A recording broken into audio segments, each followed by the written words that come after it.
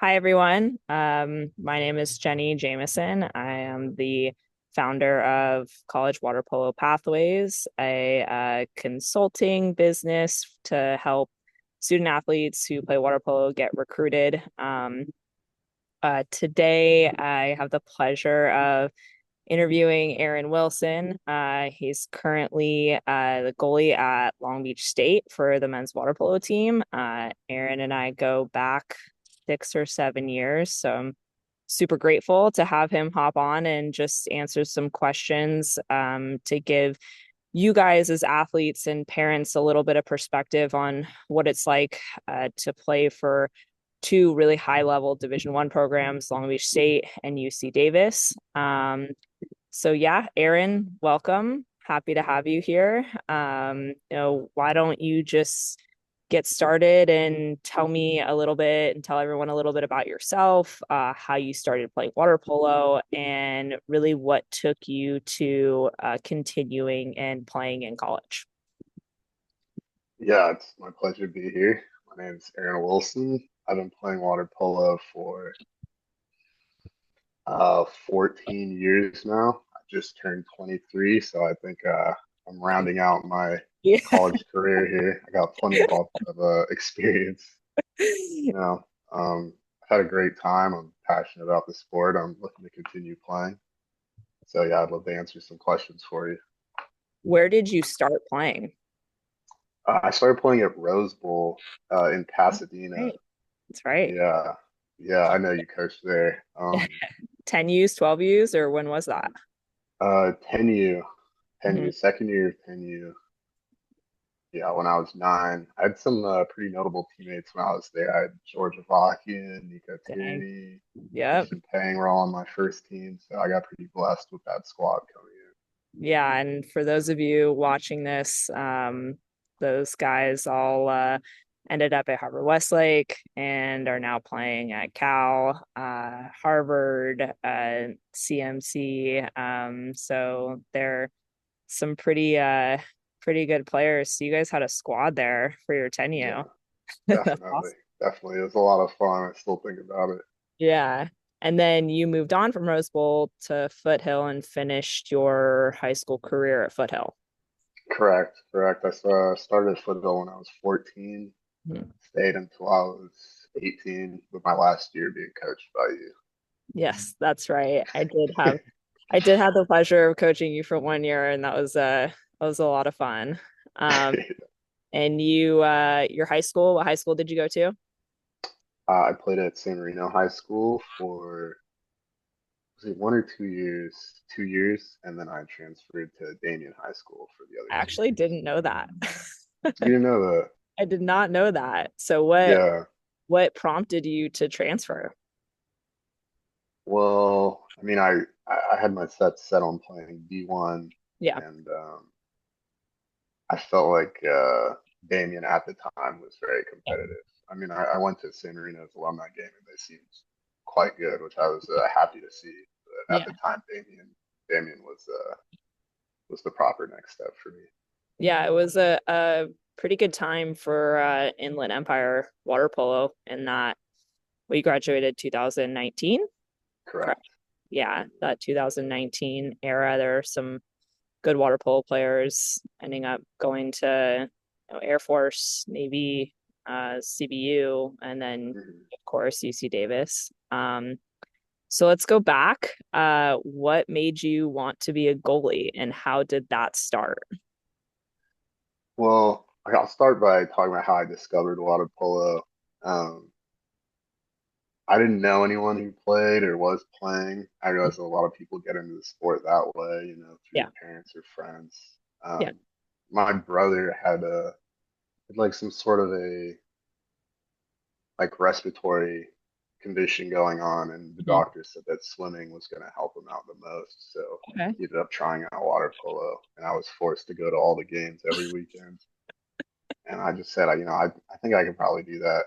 And then I ended up trying it, and I thought it was a lot of fun, so I stuck It with it. is. That's cool. That's cool. So then, did Mm, you start as a field player or did you start as a goalie? No, I mean, their goalie had just left when I came. They didn't have a goalie, so I was kind of forced in that position. I got really lucky, to be honest. I think when you start out, you probably should take some direction from your coach in terms of what position you should play, because Yeah, different body types and different styles of play lend themselves to different positions. yeah, yeah. Well, got thrown into the position and stuck with it, and here you are now. Um, Yeah. well, let's talk about your recruiting process.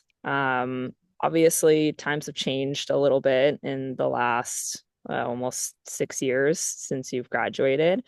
There's a lot more nuance in the recruiting process, and I think a lot more access to things that we didn't have 6 years ago, whether that's, Mhm. the access to social media, or it's a little bit easier to communicate with coaches now than it was before. But what did your recruiting process look like, and how did you end up at UC Davis? So yeah, it's been a while, so I don't remember the rules and regulations that are involved. I'm sure you can provide people with a lot more information on that. You can do But my, what it felt like to me was just sending emails relentlessly, yeah, getting no responses, sending yep, more emails, yep. not getting responses, and then sending more emails. Did you Uh, did you have someone who was telling you to keep sending emails even if coaches didn't respond? yeah, I'd say having Alex Law as my coach at the time was Yeah, just the biggest thing that could have happened to me because he's a NCAA Coach of the Year over at Polo. He really yeah, knows how to get players into college, and so yeah, he just told me you got to be relentless. You got to just not give them the option to not know who you are, if that makes yeah. sense. How many schools do you think, like, if you can go back, a ballpark that you reached out to who didn't respond to you? I probably got responses from two or three schools. And I probably emailed 10, Yeah, yeah. I and mean, I think that's really good perspective too. Looking at you, who's an extremely high level athlete who ended up having a really great experience. I've worked with a lot of athletes who get discouraged when they don't get responses, or when you send emails to 15 schools, you only get responses from four. Um, I don't necessarily think that that's a bad thing. And I think that, it's important to hear from you that you just have to keep pushing, and you have to make sure that these coaches end up seeing you at some point. yeah, I think it's important to keep in mind that every single kid in the nation who plays polo, wakes up and says, "I want to go to USC. I want to go to Cal." Yeah, And that is going to work for certain people who have the skill, have the connections. yeah, But at some point, you have to kind of look at what's in front of you and like seize your opportunities. And I love playing against teams like SC and Cal. I love making them sweat, that type of thing, playing good games of against them. course. Like Yeah, makes me happy. yeah, And you wherever you go, you're gonna end up having a lot of pride, in your school and yourself and in your teammates. yeah, yeah, of You know, you course. can always you can always compete at the highest level if you're willing to get yourself there. Yeah. So what broke the barrier between no responses to UC Davis? Hmm. What broke the barrier? I think it was a little bit of a collaboration between me and my coach at the time, Law. Hmm. We talked about what schools I was serious about, what schools would be a good fit for me. Yeah, He was telling me, to go to Davis because I'd have an opportunity to compete for a spot there. He yeah, thought I could play there. And yeah, he thought I would get a fair shake, where it seems like there are some instances where a coach may want to recruit you to keep you away from another school or to like hold you on their roster. yeah, You do have to watch out for those instances. yeah. And did you feel at any point like your sights were maybe set a little bit higher, like for a top four?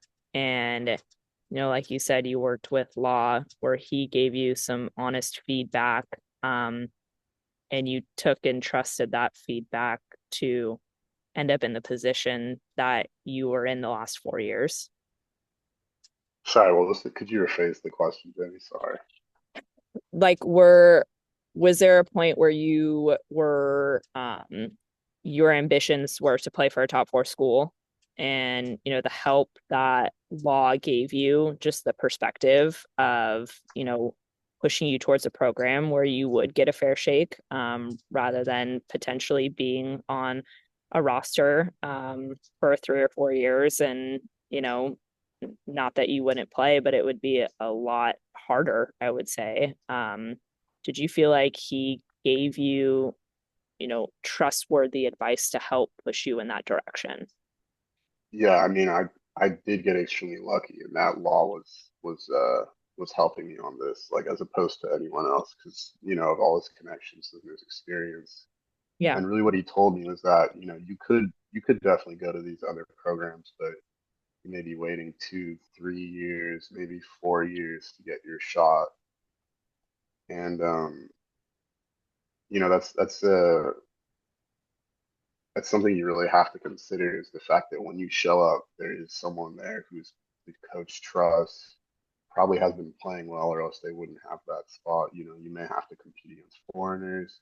Your Yeah. coach may recruit a foreign player for your position. You show up, Yeah. and Yeah. you got to take those things into account. And frankly, I mean, when I went to Davis, there was another goalie recruited my class who'd just come off winning JOs, and Mhm. I really had to take it upon myself to decide if I was going to put in the work to get the playing time or not. That's the reality of every single program you're going to go to. Yeah. I mean, it really doesn't make a difference. Like, just, I mean, you guys did a really great job at Davis in the last 4 years of, just building that program, pushing it to the brink of, you know, potentially being in that like top six and competing with the top four teams. And it was pretty amazing to watch. But, just because you ended up at UC Davis doesn't mean that you don't have to put the work in every day Yeah, to be able to keep your spot, because it's still a Division I program. And the your head coach there is always striving to, you know, break into that top four. Am I right? no, you're absolutely right. I think it's one of the most important things to think about going into college is that it's probably going to be the hardest thing you've ever done. Because all you've been doing up until now is going to a couple hours of high school practice. You go to high school, like they want you to pass those classes. They're pushing you through. They want you to graduate. Yeah. College is like, here's, here's what you have. You kind of have to take everything that you want for yourself. Yeah. And they're always going to ask you to do more. You're going to think you're better than you ever have been. And that's going to be true. And they're going to ask you to do more and they're going to ask you to do it better, which is Yeah. that's improving, because if that wasn't happening, then you'd just be the same player your whole career, and that's not what any coach wants. They want to see change, they want to Yeah. see improvement, they want to see you push outside the boundary and go to the next step. Yeah. Yeah. And there's expectations too. And something that I try and like really hone in with athletes is that it doesn't matter what program you're at. Like, if it's a Division I, Division II, Division III, whatever it is, even a community college, depending on where you are, the expectations are different. Like, I think, and this too, like Pomona, that's one of the programs. It's a Division III program. One of your best friends played there, Kyle Green. Um, and Kyle is a great player. And playing for a Division III program doesn't mean that you train like a Division III program. Like, I have known you played for Alex Law, you've known Alex Rodriguez for a long time. They don't run that program like a Division III program. They run it as Yeah, close to Division I program as they possibly can with the restrictions that they have. but the expectation is that that's what you're going into. And I feel like the same thing applies for a UC Davis. Like a UC Davis is not uh in Long Beach too, these Big West schools, they're not satisfied with winning Big West. Am I Mhm. correct there? Like what's the goal for those programs? I think see the thing is when you show up to a college team, let's say they're ranked like eighth or ninth. I think Davis is ranked eighth or ninth when I was looking at going there. Yeah. When you join that team, you pretty much have the power to change the legacy. Like my first year playing, I think we finished fourth or fifth, and the next year same. Yeah. It's kind of a significant step up for us as a program, and that's really just a result of hard coaching and my teammates being willing to work hard to adjust and overcome and change the balance. I mean, you can look Yeah. at Fordham this year, like undefeated season. They definitely didn't look that way when I was looking around at colleges. Yeah. It's really Crazy. about the players year to year and the coaches year to year pushing their players. Yeah, and I hope more athletes see that to create more parity in, men's and women's water polo. Like it's great to see other teams competing, like, Ivy League schools, they have restrictions too, but you see Princeton out here like just battling with UCLA and just really like pushing the brink of changing the dynamics of what the game looks like. And, I really think that it started with your age group and your class of just a different perspective on um, attending a program because of what's inside of it, not because of what it looks like to everybody else. Hmm. I mean, I want to give my class all the credit for Davis's success. I mean, we showed up and we were green, and Yeah. we had vets who were telling us like, no, you're not doing it. You're not doing it good enough. You need to Yeah. do it great. You You need can to do do it better. excellent. You Yeah. need to Yeah. know Yeah. everything. It needs to be perfect. Yeah. If you want to beat a team that say has more talent than your team has, it's perfectly possible. You just need to Yeah. be disciplined, Yeah. and Of that's course. within your power, and your coachability is going to lead you to that outcome. Yeah. Well, speaking of discipline, one of the biggest questions I get is what is like a day in a life look like for a Division 1 athlete? And Hmm. especially with being in season, I'm sure your freshman year was probably pretty shocking to you because you don't get a second to figure out how to be a individual on your own. You just moved away from home. You're now a Division 1 athlete, and you're a college student who has to figure out how to eat and sleep. Sounds stupid, but eat and sleep and train and study and get everything done and hang out with your friends and all of that stuff. Like, what does the day in a life of a Division 1 athlete look like um, while you're in season? Yeah, there are a ton of lifestyle changes you need to make.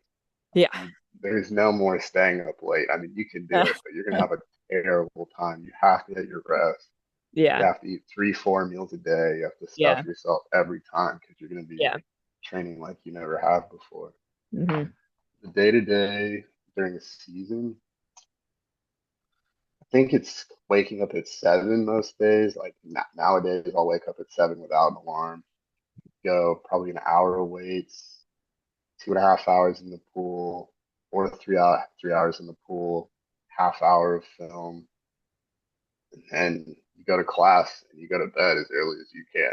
You know, So the first, what, 4.5 hours of the day, you're training and you're training. not just training, but spending an hour in film or 45 minutes in film, that's another version of class. Like Yeah. you have to be mentally engaged in what's going on.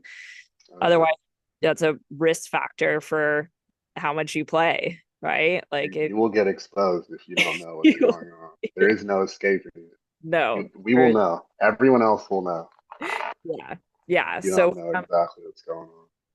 yeah, in the first 4.5 hours, and then you have class all day, right? Like how many classes did you typically have in a day? Two or three, but they're long classes, right? I was Like doing I don't know how I don't quite remember how the units work, but I was doing about 3 or 4 classes, hour and change, hour and 15, hour and a half each. Yeah, And it's really not like you have to throw your life away to be a D1 athlete. Really, the discipline comes in with balancing polo and then school and then everything else you want to do just as a 20-year-old in college. Like that's the most yeah, exciting time of your life. And you have so much time to do all the things you really want to do. You just yeah, have to make sure you're allocating enough time to do the things you have to get done and to do them yeah. well.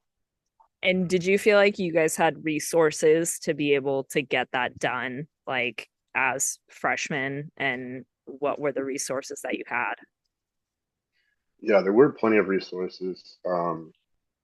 At Davis, I've seen that they really do support their athletes a lot. You can always find someone to study with to help you with the subject, tutors. You can receive help with almost any issue on a college campus. Housing, food, organization. You just have to go out and be willing to say, I need a little bit of help here, rather than to just suffer in silence, because it probably will get worse. This is a time to grow and learn. You need to change a couple things in order to function as an Yeah, adult. yeah, and I think this is like a this is a good learning experience, and I went through it too, and you're still in it, but if you don't take care of those things, and it's not just school, right? If you don't take care of school, you don't pay attention at practice, you don't pay attention to film, you don't feed yourself enough, you don't, go get treatment and try and prevent injuries from happening, like who does that affect? It not only affects you, but it affects the rest of your team as well, Hmm. right? Like this is a family for you guys. This is like a brotherhood. Like you have to make sure that you can't let your teammate down. And it's not just by physically being there, it's by making sure that you take care of all those things. So you stay eligible, right? You're not failing classes. You're not hungry during practice. So you're lethargic. You're not hurting or, getting injuries because you don't take care of your body. Like, is that something that you guys talked about at Davis or at Long Beach? Definitely, there's a lot of you need to handle your business. You know, the team is relying on you to be the part that you were recruited to be, the Yeah. role player that you were recruited to be. Yeah. But I kind of like to flip that mentality on its head and think that it's the most fun you'll ever have to find out how good of an athlete you can be, Yeah. to see how many things you can learn, like new subjects. Like college really is a place of learning, Hmm. and you learn just as much in the pool as you do in the classroom, if not Yeah. more, because you're being Yeah. stressed as an individual, Yeah. as it pertains to an activity that you actually do like to do. Yeah. And they're gonna see how far you can push yourself. And when you do feel like you're functioning well, it feels great. And then you can turn to the next guy and explain to him how he can do better and help him along. Yeah. I think that's great. And like one of the biggest takeaways is that the help is there. You just have to make sure that you go seek it out, you know? Hmm. Well, what was your experience like playing at Davis? And, what's your experience like playing at Long Beach? I mean, it's interesting because two teams in the same conference and, two high level teams. Like you had Dan Layson as your coach. You have Gavin Arroyo as your coach right now, is fresh Yeah. off the Olympics. Like what's the experience for both of those programs? Well, I mean, I was at Davis a lot longer, and I also started at Davis when I was 17. Yeah. And honestly, I was not very well conditioned. I was just kind of good at water polo, I guess. Sorry, you can blame So me for that. That's my fault, everyone. so Didn't when I condition showed Aaron up, enough. it's okay. I forgive you. Oh But man. I mean, when I showed up, I mean, it really was so much harder than anything I'd done. I was throwing up every day. Yeah. Every day I'd wake up, I felt like I was walking through 3 feet of snow. I felt like I was just like, am I cut out for this? Am I cut out for this? Yeah. But I mean, really, all you have to do is keep showing up and keep putting forth effort, Yeah. and you're gonna do things that you didn't know you could do. That's Yeah. how it goes every time because they're asking things of you that you didn't know you could do. Yeah. So you have to trust yourself to put in the work, trust the process to get you to where you need to be. Yeah. Put forth the necessary effort, and you will survive. So Davis was like the growing up portion for you, right? Like, Mhm. yeah, you said you spent longer there. You obviously, Mhm. yeah, that was your start to a new chapter and a new season in your life. And the difference between that and now, like you're a veteran, right? You're using that Yeah, COVID year. Of there was a I think at this there was just a ton of almost respect to be earned, kind of in the course. sense that they're just what you think is your best is probably everyone else's like standard, when Yeah. you're new, and you Yeah. really have to be open to the idea that there is a lot more you can do, and there always is more that you can be doing. Yeah. Me just as a goalie, one of the main things I had to learn was that what makes me a good goalie today is everything I do besides blocking the ball. It's controlling defense, reading passes, anticipating plays. Where I pass the ball on offense is huge in terms of the flow of the offense so that your field players don't have to make extra passes to get the ball where it needs to go. All those things. Yeah. Those are the type of things that they're going to ask you to do. And you're going to go, wait, I thought I had a great game. They're going to go, yeah, but could have done Yeah. this, could have done Yeah. that. So playing at Davis, do you feel like it was a place that really pushed you to a point of, you I think have always been a humble person, but do you feel like it pushed you to the point of like really humbling yourself of like, wow, there's so much about water polo that I didn't know, and I need to be open to learning that to get better. Do you feel like that was the place that really started it for you? Definitely. I mean, I had like a dozen welcome to the league moments while I was there. Like Yeah. the center would just turn around and take my cap off like multiple times a day, throw it right off the top of my head. Yeah. People would like, deceptive shooting is just not something you're going to face in high school. And Yeah. if you think you're facing deceptive shooting, you honestly aren't because it's going to get way trickier in college. Yeah. There's so many levels to the amount of knowledge that people can have in a sport. That's why I love water polo because there's so much room to be creative. Yeah. And there's so many nuances and so many new skills you can learn to just get that little edge. Yeah. Well, So yeah, I think sorry, go ahead. yeah, I think that was it was more of a welcome to the league moment at the start of my Davis career. And then Yeah. by the end of my Davis career, I found myself trying to communicate those type of things to younger players and realizing that it's like it just takes time. It takes a Yeah. lot of time to realize the depth of knowledge that exists within the sport at the collegiate level. And Yeah. then when I came over to Long Beach, thankfully I had the knowledge, and I was kind of what was it? What is it? What is the difference here? I'd say there's a little bit just in terms of shooting myself as a goalie, there's a little bit more talent. I don't want to say talent. Style of Maybe play. it is. It's a different style. Yeah. It was a little bit trickier for me to adjust to their shooting, but that's also a lot part of the reason why I found it a lot of fun to come here. Yeah. Getting two styles of play. I think was extremely valuable. Yeah. Of course. And at that level, you're very I don't want to say lucky because you worked really hard to get to Davis and you worked really hard to get to Long Beach, but you're very fortunate to be able to have so many different styles of coaching, um Mm, and to learn different nuances of how to play water polo, like even as a goalie, because water polo is not uh it's not black and white. It's mm-hmm. very gray. Um So I think it's pretty incredible that you've been able to, take one style of play and one style of coaching, and then, adapt and adjust to a new one. But that's also Yeah, and I what can comes. comment on the sorry, Jerry. No, go I just ahead. wanted to comment on the difference of style of play. I was thinking about it a little more. Yeah, And I think when I came to Davis, they had Dan likes to talk about what's called like a blue collar mentality. And yeah, we may not have X, Y, and Z player from X, Y, and Z country, but we're gonna take it to you every single time. yeah. You That's just kind of what grind. allowed us to find Yeah, success.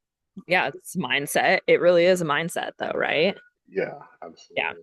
yeah, yeah. That's cool. I felt like that was like when I was in college too. I mean, I played at Northridge, and at the time it was Northridge, but we had girls from Pennsylvania, Utah. Uh, I guess myself, I was from Rio Mesa. No one knew who I was. I also had no idea what I was doing in the recruiting process. So no, no disrespect to Northridge, but that's there. And I mean, it was the best thing ever. Like I met my friends for life.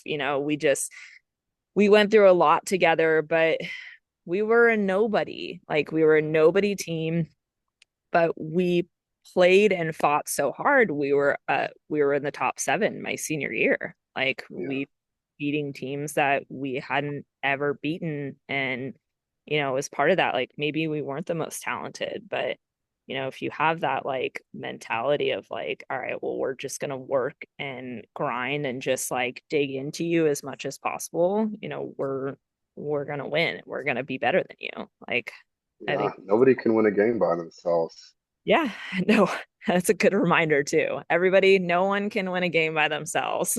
Impossible. No matter how good you are, you can't win a game by yourself at the collegiate level. You Yeah, need a yeah, team, and you guys all need to be on the same page. So you need to yeah, be ready to figure out, not just let me get my time in this pool, but how do I contribute to this project? How do I help my teammate? How do I put him in a position to help me? You know, yeah. that's how you find success. Yeah, it's a good reminder. And I think it's really important. And I know coaches, and to hear that from a current athlete who is at your level is it holds a lot of weight because I know a lot of coaches try to reiterate that to their athletes, like you don't need to be the hero. And, if you're the person making the pass to the game-winning goal, that's maybe more important than the actual goal. If you're the person who draws the exclusion or, draws the penalty to, score the goal to win the game, like you're the one who's doing the hard work in order to make your team win. Um, I and obviously my husband Sean, who also played at Davis, they Mhm. have that same kind of mentality. And it's funny when we talk about it, you know they just would do anything to it's funny, I just make fun of Sean because he just wants the ball all the time, but they would do anything to get him the ball. But he was the first one to say, hey, like you did that, not me. And Mhm. it's a really good reminder of, you got to play the sport to be able to relish it with other people and not just yourself. Well, think about like soccer. The guy Yeah. who puts the ball in the net is it's like 2% of the play, 1% Yeah. of the play. Like Yeah. it started, the goalie made a nice knockdown. He passed it off to like the defender. The defenders dribbled it around for a while up to the midfield. They went up the right. Oh, it didn't work. They went up the left. Yeah. Now it gets to the offense. Now they start playing like in front of the cage looking Yeah. for a shot. Like Yeah. that's the guy who shoots the ball. Shooting the ball is a great skill in water polo, but you need a lot of support pieces in order to get a good look. Yeah. And And it's the you same can thing. be one of those support pieces. Yeah. There's people are gonna love you if you're constantly if Yeah. you really know your role and you know how to set up your teammates and you're just a important part of the machine. That's they'll love you for that. Yeah. And the same thing, for you too, like you can't block the ball on your own. No, absolutely. Sometimes you can, but you need a well-functioning defense, and everyone has to do their job in order to help you block the ball. Hmm. Sometimes it's for people who don't have perspective on it, they're like, oh, Aaron let the goal in. And it's like, well, no, there was a defensive breakdown, which, obviously you make mistakes. Everybody makes mistakes, but you have to be able to make sure that you set your goalie up for success. And it's the same thing, setting your teammate up for success for scoring the ball and also blocking the ball at the same time. Hmm. You Absolutely. you have a hard job. Oh, thanks. Um, well, just, you know, kind of getting towards the end here, I would love to know what your advice is to athletes who are in the recruiting process right now. Um, if there's just a couple things that, you would say to those who are either, frustrated or kind of confused or Hmm. just at any point, what would your advice be to them? The most important part is probably to stay open-minded. Mhm. Take in as much advice as you can. Like we were talking about earlier, you may have aspirations of going to one school when you're younger. Maybe that opportunity doesn't open for you, but some of the best players on my team right now started out at JCs. That's a perfectly viable option. You get to learn. Maybe you get more attention at that school than you do at another school. So you get to work on the skills that you're looking to work on, and then you can step into that bigger role when you get to a higher level team. Yeah. And you really just have to try to be aware of how much there is that you don't know. That's the most important part. Because, man, when you're 17 and when you're 18 and when you're 20, you really think you know a lot. And it's just not true. It's just not true. Yeah, well, I'm 32 and I still don't know anything. Yeah, So, I mean, yeah, and adults understand that there's always more to learn. But when you're a kid, I'm coaching 14-year-olds and they think they know everything. I'm trying to explain stuff to them and they think, actually, I think it goes this way. And I'm going, hey, man, you I try can that. only Yeah, let me know how that goes. I can just give you advice. I mean, it's really up to you what you do. At Yeah. the end of the day, you're the player in the pool. Your coach is just there to direct you and try to give you the best opportunities you can. Yeah. I mean, phrase of the afternoon, I think, is to be open-minded. Hmm. I think it's great that you said that and made a point to be very clear, being a division one athlete, it makes up a small portion in the NCAA and being open to other options, whether it's D2, D3, community college, taking a gap year, whatever it Hmm. is, like being open minded is incredibly important. And then trusting the guidance that you get from your coaches. Right. Yeah. You need to find a knowledgeable adult that you can trust. Like, I was so impressed when you started this company because, I mean, I got lucky with law, but there's a lot of people out there who don't have a coach with that type of connection, Yeah. that type of knowledge, and the willing to be honest about like your skill level, what you're capable of. Because I mean, I feel like I've gotten so much better in college. That's what you're supposed to do. Yeah. And there are plenty of kids do the opposite. They were super good in high school and now they don't play because they didn't have the work ethic. They didn't come in with the idea that there was so much more to do that now you're starting to learn. They came Yeah. in with the idea that I'm the guy, so now it's my time. Yeah. Just got to stay open minded as to what's out there. Yeah. I love it. Well, Aaron, thank you. I appreciate your time so much.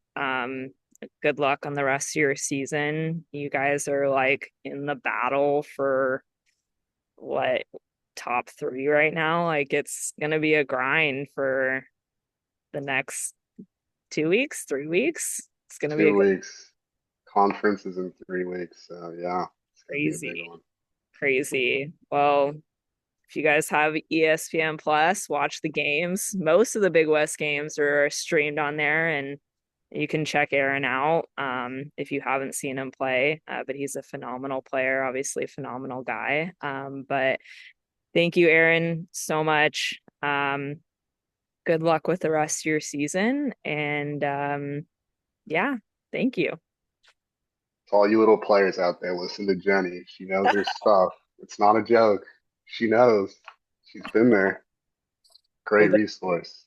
I appreciate that. All right. Well, I will we'll talk soon and thanks, Aaron. Thank you, Jenny.